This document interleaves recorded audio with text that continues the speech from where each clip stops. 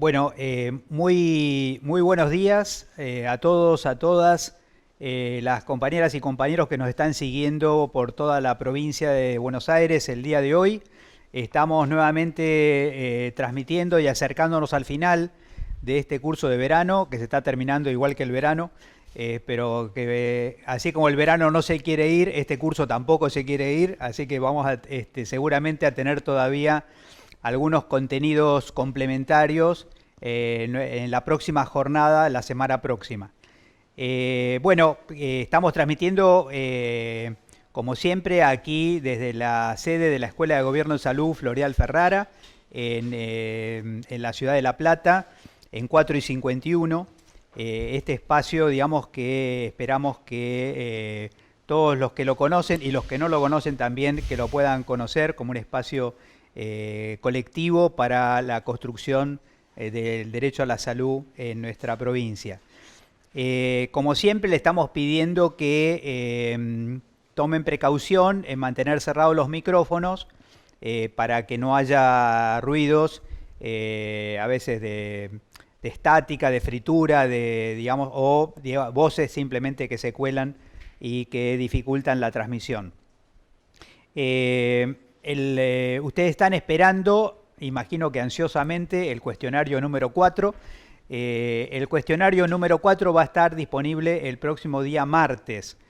Esto en función de que, por lo menos nos informan que aquí en la sede, en La Plata, va a haber asueto administrativo el día lunes.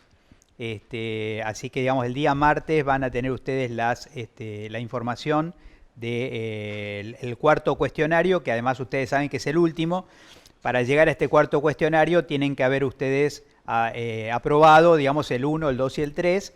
Y recuerden que estos tres cuestionarios están secuenciados, pero además tienen revancha, o sea, tienen una segunda alternativa si no lo han podido aprobar la primera vez.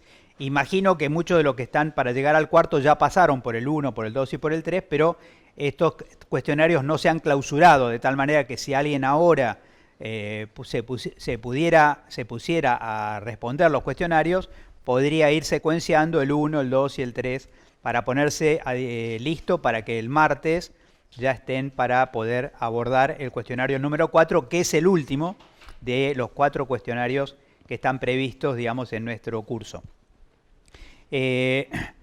Estamos también a referéndum de que nos confirmen desde Telesalud también esta información, pero en principio estamos con la idea de que la semana próxima, lo que corresponde a la última jornada, esta última jornada va a ser el día martes,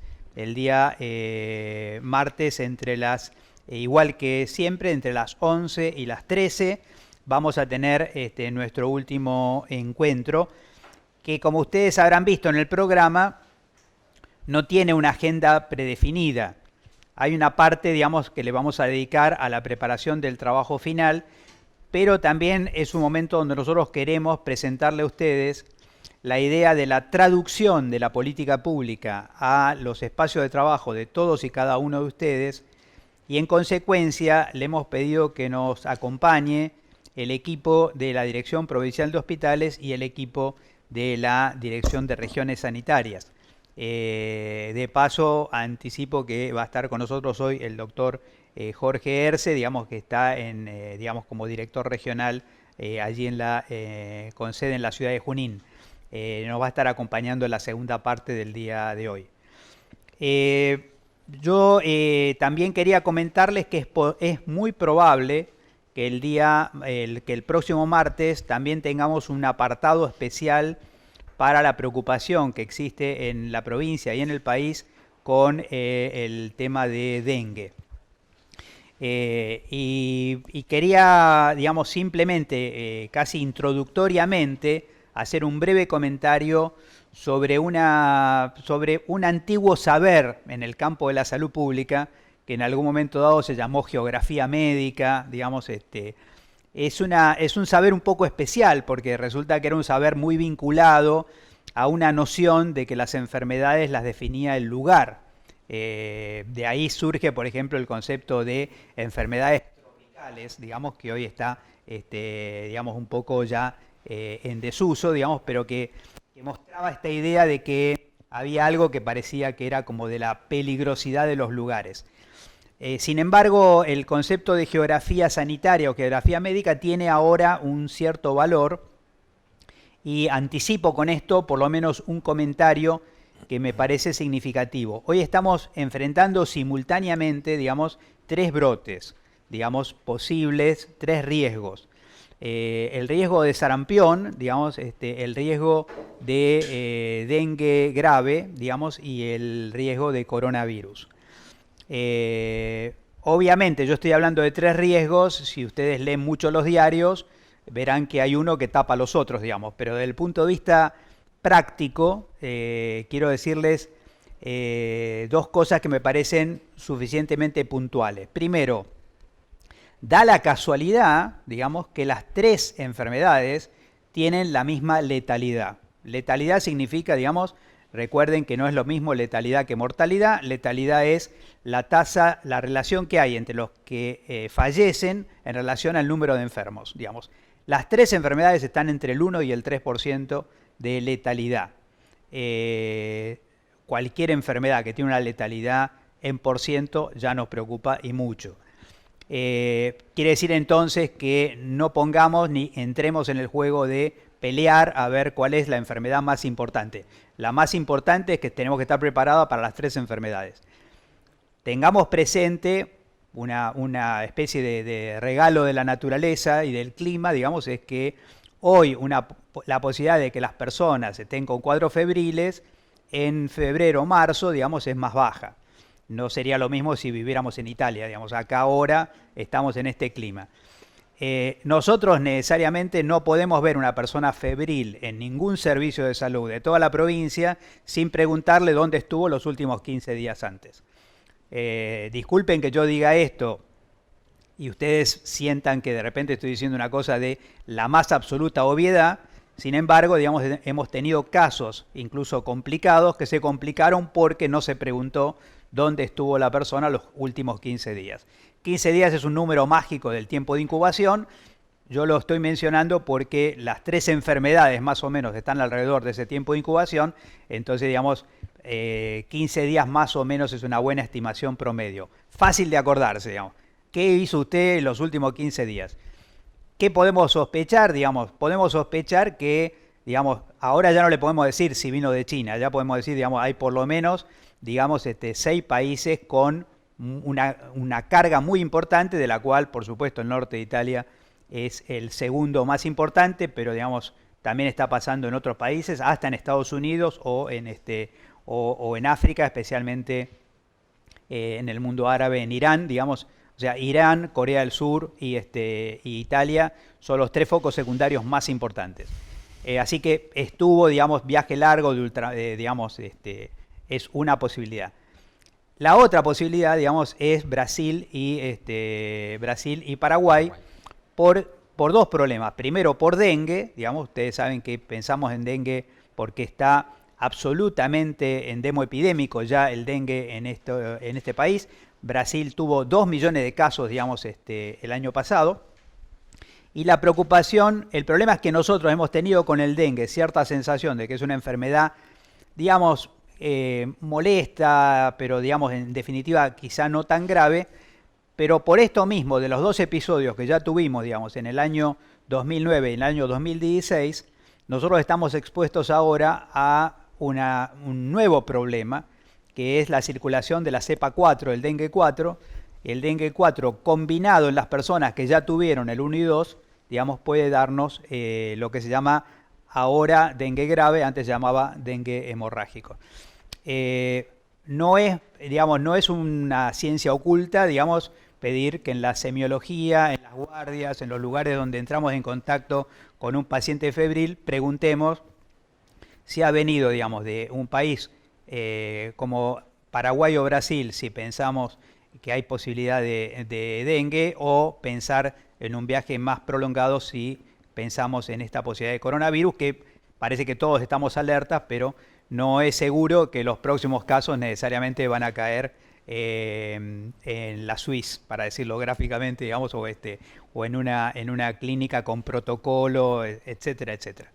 Quería compartir esto porque la semana próxima probablemente vamos a contar con el equipo de epidemiología, digamos, que nos acompaña acá para ir actualizando, porque está naturalmente, digamos, como señalaba un periódico el día de hoy, todo el mundo mantiene la calma si estamos informados, si estamos comunicados, si estamos muy alertas para frenar los problemas antes de que los problemas sean mayores.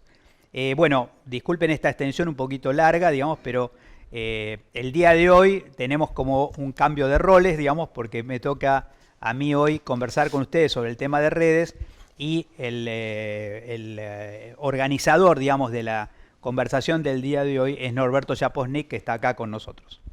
¿Qué tal? Bueno, buenos días a todas y a todos. Y el tema del día de hoy, como seguramente ya saben, es básicamente redes. Y claramente vamos a hablar de redes con alguien que ha tenido mucho que ver con la extensión del concepto de redes, sobre todo en el ámbito de la salud. Yo acá tengo la última edición del libro de Mario, de redes, la tercera edición, que claramente es material de estudio prácticamente para todo el mundo que algo ha tenido que ver con el tema básicamente de salud pública, etc.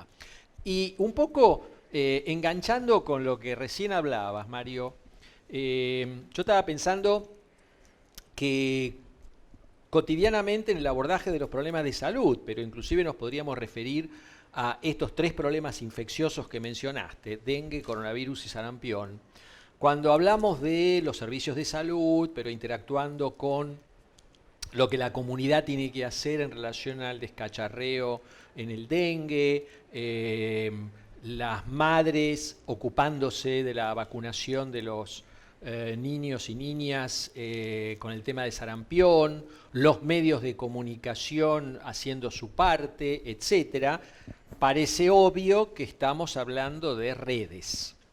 Y también parece obvio que todos al mismo tiempo sabemos a qué nos referimos, pero cuando nos ponemos a conversar en el tema redes nos damos cuenta que aparecen concepciones diferentes. Clásicamente, para todo el mundo, se ha convertido en algo de la actualidad, que redes significa Facebook, WhatsApp, etcétera, etcétera. Pero a su vez, en los servicios de salud, cuando hablamos de redes, solemos hablar de primer nivel, segundo nivel, referencia contra referencia, el CAPS con la red territorial de instituciones, etcétera, etcétera. Entonces creo que estaría bien comenzar esta charla tratando de pensar, o que nos ayudes a pensar, ¿cuál es el origen de esta concepción de redes, que no existió siempre, si bien tampoco quiere decir que comenzamos a usarla el año pasado, pero tampoco existió siempre? Entonces, ¿cuál es el origen y qué podríamos plantear con una mirada de tercera década del siglo XXI, en dónde estamos parados en el tema redes? Uh-huh. Bueno, hay algo, Norberto, que me parece interesante de señalar, que es el ser humano a lo largo de la historia ha inventado, ha hecho descubrimientos, ha desarrollado artefactos, instrumentos, que luego le ayudaron a entender cosas. Hay quizá un caso típico para nosotros en la medicina, que es la relación que se da, digamos, en el tema de que la anatomía del corazón, digamos, se conoció mucho antes de entender cómo funcionaba. Hizo falta que se descubriera, digamos, la bomba mecánica, digamos, para que después alguien dijera, uy, el corazón es una bomba, ¿no? Es decir, que produce un efecto de espejo. Luego nos empezó a pasar, digamos, también con la relación entre cerebro y computadora, y estamos llenos de mensajes que habla, por ejemplo, de la memoria de la computadora, ¿no? Entonces, digamos, inventamos cosas que luego como espejo nos ayudan a entender y a entendernos, digamos.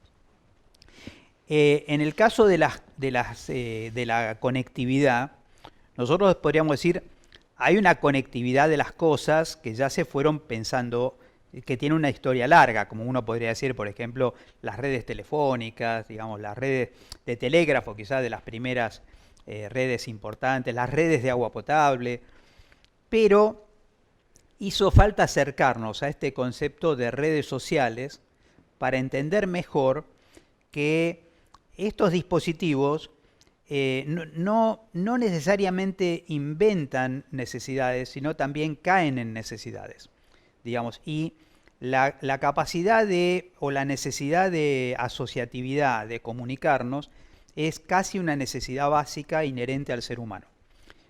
Uno podría remitir para atrás y recordar quizá uno de los episodios más trágicos de la historia de la pediatría, que es el estudio del abandonismo hospitalario, ¿no? Es decir, que aquellas situaciones donde los niños que quedaban solos internados adquirían una enfermedad por quedar solos, digamos.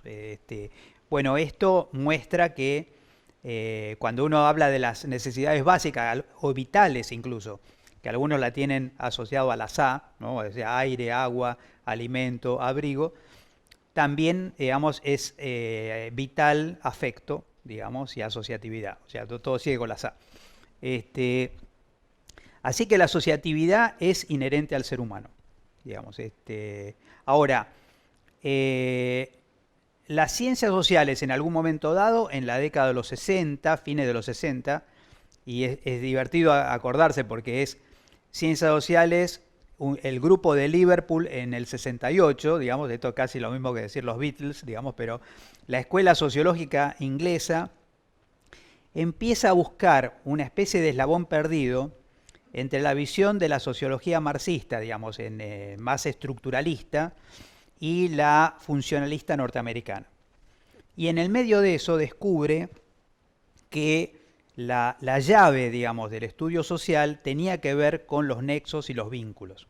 Es decir, que la conectividad, y todavía no teníamos internet, digamos, estábamos hablando de estudiar contactos, vínculos, relaciones, digamos, que se da muchas veces por especie de experimentos naturales. Imagínate que yo en un momento dado diga, digamos, no sé, por ejemplo, una comunidad cualquiera, digamos, no sé, los portugueses, o para no hablar de lo clásico, digamos, los portugueses, los griegos, digamos, o los coreanos en la Argentina. Obviamente, digamos, cuando uno ve en la calle, digamos, es un ciudadano más, digamos. Pero evidentemente hay unos elementos de identidad, de pertenencia, que es probable, digamos, nosotros tenemos, por ejemplo, en la ciudad de La Plata, digamos, una fiesta japonesa, digamos, donde viene incluso comunidad japonesa que no vive en La Plata, digamos, la tiene en el calendario. Entonces, lo que la sociología inglesa descubre primero, digamos, es este tema de la asociatividad, digamos, como una materia prima que nosotros necesitamos trabajar, y que necesitamos trabajar en el sector salud, pero a contracultura, porque como un autor lo mencionaba, Michel Foucault, decía, toda la medicina se ha organizado sobre la individuación. Entonces la individuación es el caso. Yo he tenido, digamos, un querido colega, digamos, pero que cuando hacíamos juntos pediatría, digamos, que le resultaba muy incómodo que una madre entrara con todos los hijos al consultorio. Entonces le pedía a la enfermera que le tuviera a los otros y los iba viendo de a uno. Aunque tuvieran piojos, digamos. O sea que digamos, no podía entender que el problema era colectivo, digamos. Porque la medicina nos invita, digamos, al caso por caso. Sin embargo, no existe el paciente aislado, digamos. Y esto es la traducción concreta que nos ayuda a empezar a ver la esencia misma, digamos, de una especie de... redes es un dispositivo que nos permite ver algo que no está a la vista, digamos. Por ejemplo, traduzco en términos prácticos, digamos. ¿Por qué las familias que van a los centros de salud se enteran que llegó la leche antes que el médico que los trata, digamos, ¿no? Porque hay redes, digamos. Entonces decía que digamos, cuando hablamos de comunidad no estamos hablando de una bolsa única. Adentro, la comunidad se va constituyendo porque hay redes, digamos, porque hay conexiones. Ahora, ¿qué pasa, como vos me preguntabas muy bien, con esto que ahora llamamos las redes sociales? Claro, porque hasta ahora estamos como que siempre existieron las Exacto. redes, aunque no nos hayamos dado cuenta, Sin no lugar le a hayamos duda. dado nombre a eso. Sin lugar a duda, sin lugar a duda. Casi todas las identidades que hoy conocemos, digamos, han construido redes. Ahora, estos dispositivos nuevos son dispositivos de intensificación, son dispositivos de objetivación, porque yo puedo, digamos, saber, digamos, es más, podríamos decir, hay muchas conversaciones que yo a lo mejor no me acuerdo, pero ahora puedo ir al Facebook a ver que hablé con quién, cuándo, en el WhatsApp, digamos, es decir, todos estos nuevos dispositivos son nuevos, cambian la forma de comunicarse, pero caen en la misma necesidad primaria, Claro. ¿no? Ahora, pueden distorsionar de una manera muy peculiar, que es, por ejemplo, digamos, se ha roto lo que llamábamos históricamente la proxemia. Digamos, que la proxemia significa, digamos, que toda la constitución de intensidad o densidad de vínculos siempre tenía que ver con estar próximo, Claro. ¿no? Vos podías tener hoy en tu consultorio una madre angustiada, digamos, porque acaba de hablar por Skype con su hijo que tiene un problema y está en el otro lado del planeta, digamos. Y eso se le volvió proxémico porque acaba de salir, digamos, salió de su casa y te fue a ver al consultorio, ¿no?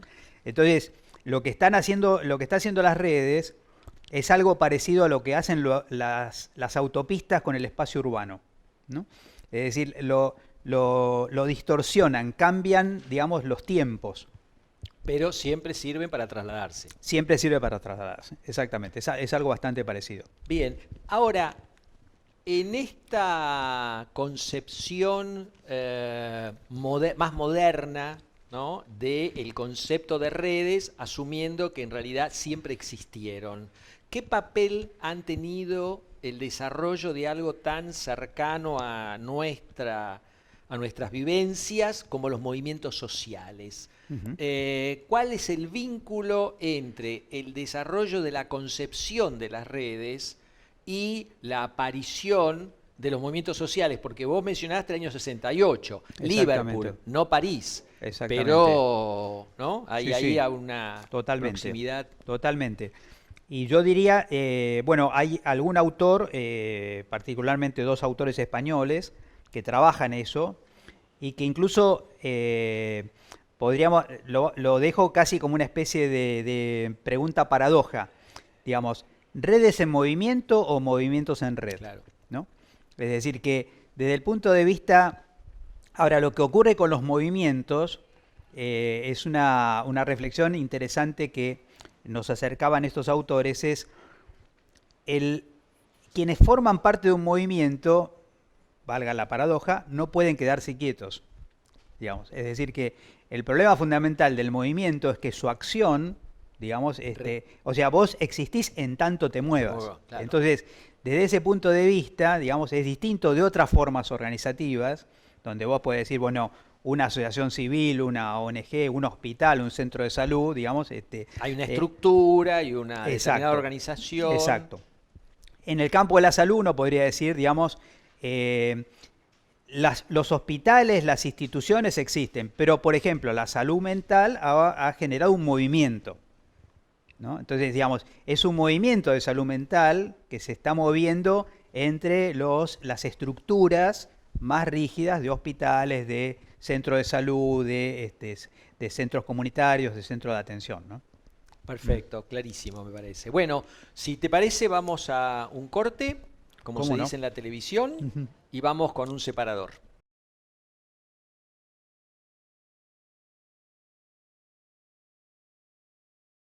Hay un autor del pensamiento de Brasil, Gastón Wagner de Sousa Campos, que dice que el acto en salud, hace un análisis del acto en salud y dice que todo acto en salud tiene un componente un componente técnico-científico y un componente de cuidado.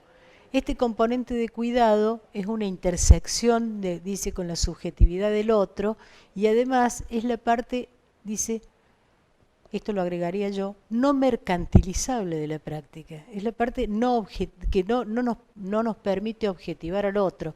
En algún punto dice, el objetivo de la acción en salud es el cuidado, la cura es dada por añadidura. Entonces, y ahí toma esta dimensión del cuidado, que viene mucho del pensamiento feminista, la ética del cuidado, que también ha sido un bastión de la discusión sobre la identidad de la profesión de enfermería también, y que a mí me parece fundamental, porque hay una dimensión que él bien señala del cuidado, que es eso, esa parte, ese vínculo de intersección con la subjetividad del otro, que no puede ser anulado, porque si se anula, se mecaniza el acto y por lo tanto se objetiva al otro. En ese sentido, se pierde la dignidad del acto, de ambos, digamos, ¿no? Y esa dimensión de cuidado, eso no tiene precio, como dice la propaganda.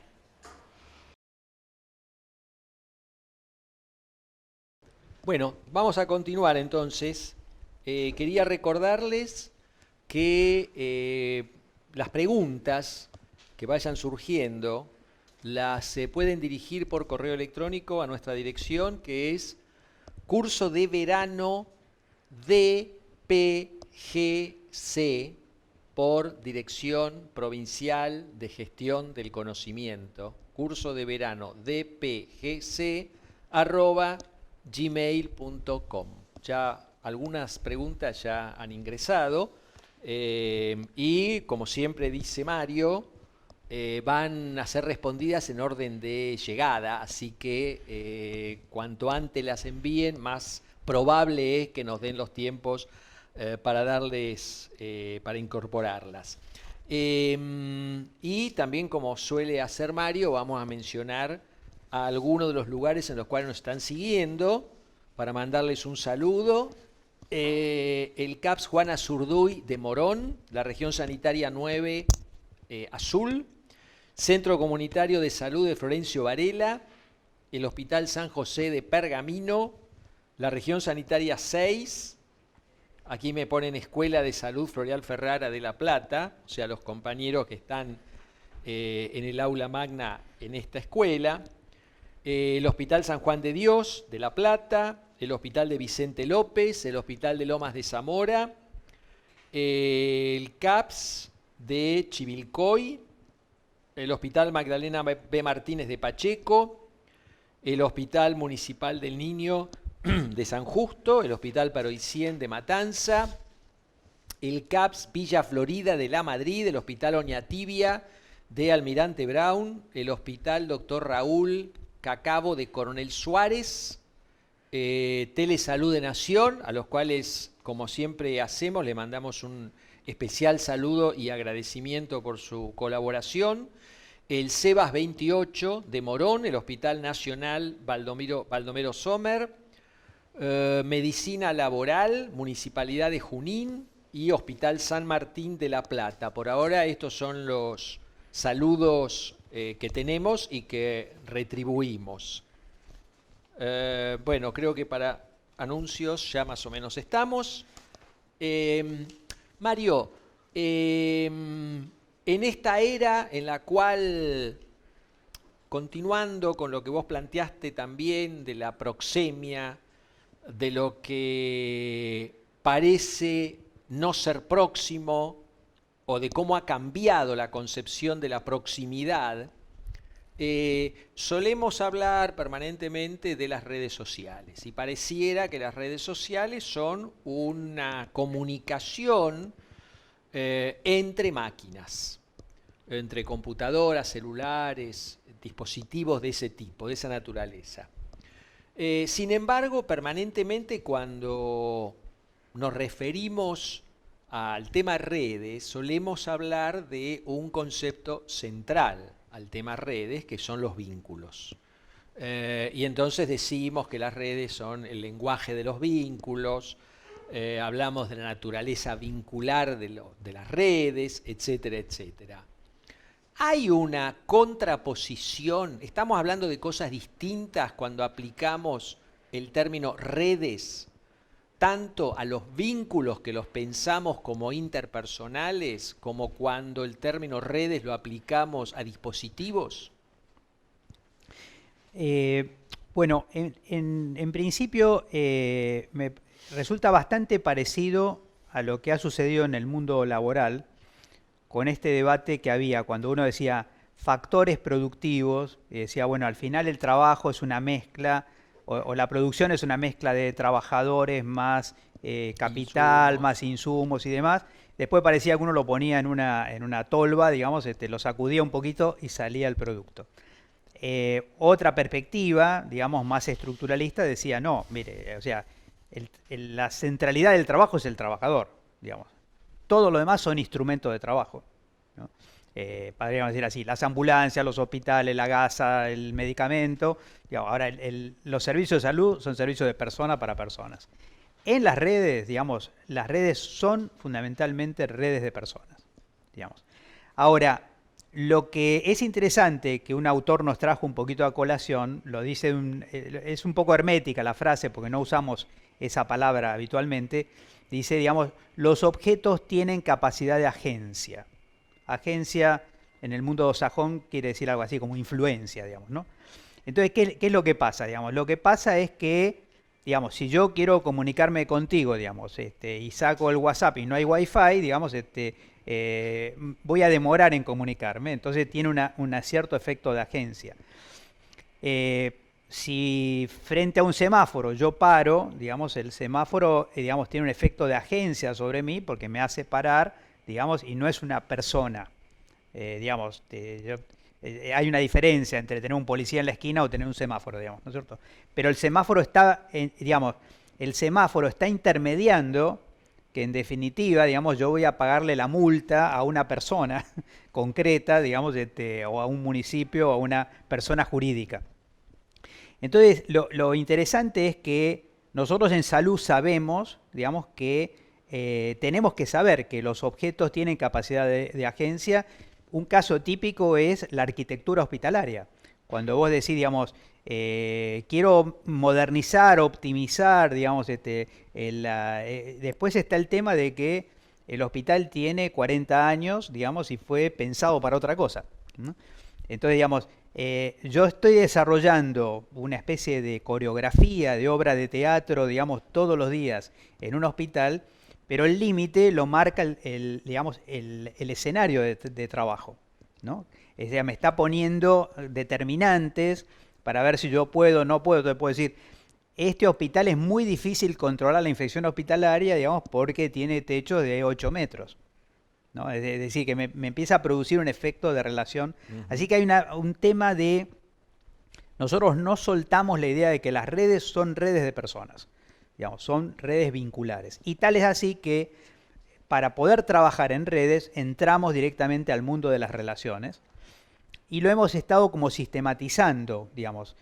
Es una sistematización demasiado esquemática, digamos, pero nosotros pensamos que lo vincular comienza por algo que es obvio, si uno lo piensa es básico, pero que las redes comienzan con la aceptación del otro.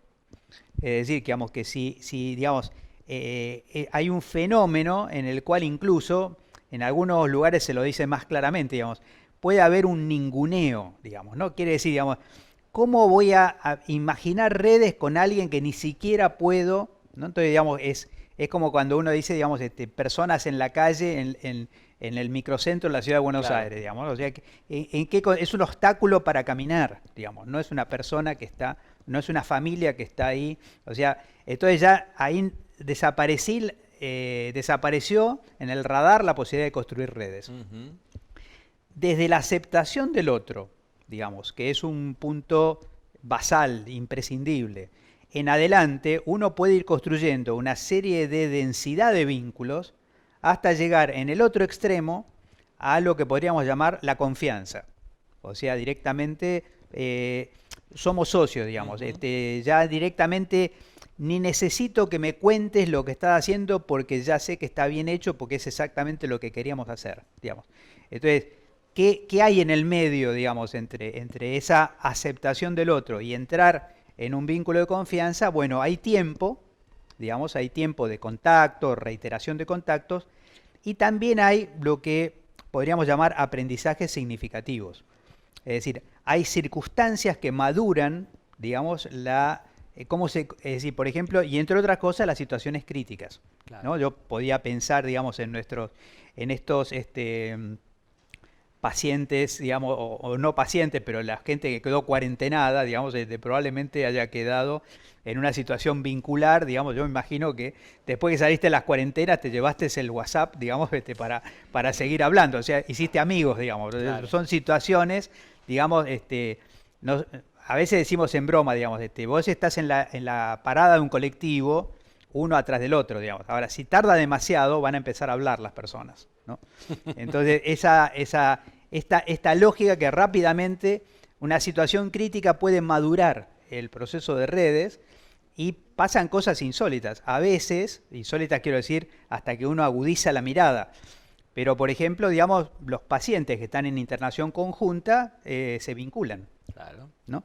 Pero nosotros, en un momento dado, nos parece lo mismo cambiarlo de cama, por ejemplo, ¿no? Y resulta que estaba haciendo una relación que se vuelve un recurso terapéutico, Claro. incluso en terapia intensiva, digamos, sin darnos cuenta que la necesidad vital de asociarse es que, digamos, no es solamente que yo tenga un pulsador para que venga urgente a atenderme, sino de repente poder ver cómo está el de al lado, digamos, y poder conversar con él. Estaba pensando cuando vos hablabas de un poco los niveles, ¿no? De conformación de las redes, y comenzaste hablando en ese sentido de la aceptación del otro, ¿no? ¿Cuánto tiene que ver esto con la organización de los servicios de salud? ¿No es cierto? De lo que pretendemos que sean redes de salud, pero que difícilmente se lleguen a constituir si no hay una aceptación del otro. En el ámbito de los servicios de salud, y quizás más especialmente, o a lo mejor es una percepción personal por el hecho de ser médico, creo que esto se nota mucho más dentro de la profesión médica, la dificultad de concebir al otro cuando ese otro no es un socio, no trabaja en el mismo lugar, no trabaja en el mismo nivel del sistema de salud, etcétera, ¿no? Creo que esto, me parece que también está bastante desarrollado en el libro, pero creo que es una cosa para reflexionar. Y bueno, te quiero pedir un poco un comentario que nos ayude a reflexionar. Mirá, eso. Totalmente. Nosotros tenemos digamos, estamos todo el tiempo necesitando cambiar una mirada etnocéntrica del sector salud, y se ve mucho cuando hablamos de interculturalidad, ¿no? Cuando hablamos de interculturalidad, digamos, si mañana te llega un paciente que no habla español, digamos, obviamente te va a despertar la idea de interculturalidad. Cómo te comunicás, cómo hasta podés pedir que un familiar que traduzca, en fin. Ahora, lo mismo pasaría con una persona de un pueblo originario, digamos. Lo interesante de esto es que al final, cuando vos ves estos casos especiales, extremos de interculturalidad, después cuando lo terminás pensando bien, toda atención es intercultural, digamos. Porque vos estás trabajando con tus referencias personales y en cambio, digamos, la persona que viene a verte... Estás traduciendo Exacto. lo que esa persona te dice. Recuerdo incluso una cosa, Norberto, que nos pasó en las buenas épocas en la Universidad de La Matanza, donde le preguntábamos al fin del primer año a los alumnos de medicina, le preguntábamos qué está pasando en sus casas, ¿no? Y entonces los estudiantes de medicina decían, nos dicen que hablamos raro, ¿no? Así que, digamos, quizá lo que nosotros no entendemos es que el equipo de salud, digamos, nosotros hablamos un idioma especial, digamos, y que ese idioma especial nos comunica y al mismo tiempo nos incomunica, digamos. Vale la pena hacer énfasis en eso. Y además, dos ejemplos muy concretos y prácticos. Uno, tuvimos digamos, en la reunión anterior aquí a Nicolás Kreplak hablando de calidad. Quedó clarísimo que calidad central en el ciudadano es abrir las orejas a escuchar lo que pasa. Bueno, eso ya es la aceptación de que un paciente puede ser un informante clave de la calidad. Digamos. Claro. Quizá en la lógica clásica del sistema de salud, el paciente tiene que ser muy paciente, digamos, y en consecuencia, digamos, es el que debe escuchar lo que yo le digo, digamos, y no que yo escucho ahora, digamos, cómo vivió o experimentó esa atención.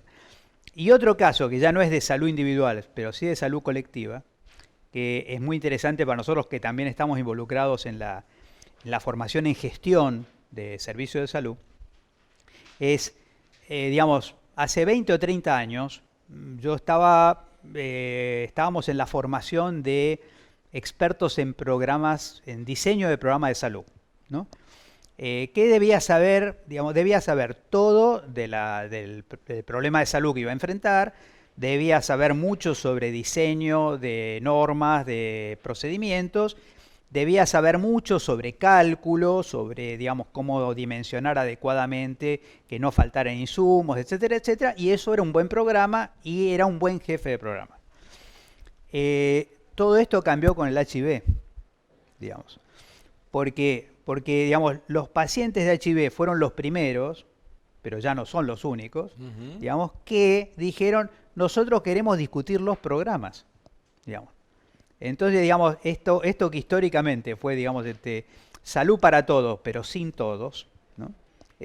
Ahora, digamos, está cambiando en escenarios muy específicos, y esos escenarios muy específicos, digamos, nos están indicando que, digamos, vamos a tener que entrar en el corazón de lo que se llama la otredad, Claro.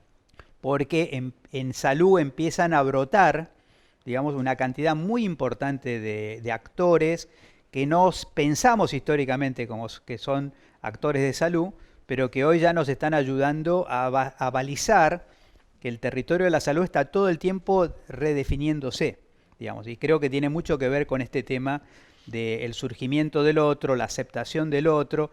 Yo en este momento puedo decir desde acá, así como, digamos, estoy mirando lo que me dice la OMS sobre dengue, estoy mirando lo que me dice Ciencias Exactas de la UBA sobre el estudio de la Aedes aegypti, digamos, que es un problema definitivamente, digamos, de entomología, y los entomólogos de repente me están marcando la agenda de qué tenemos que hacer con una enfermedad vectorial. Claro.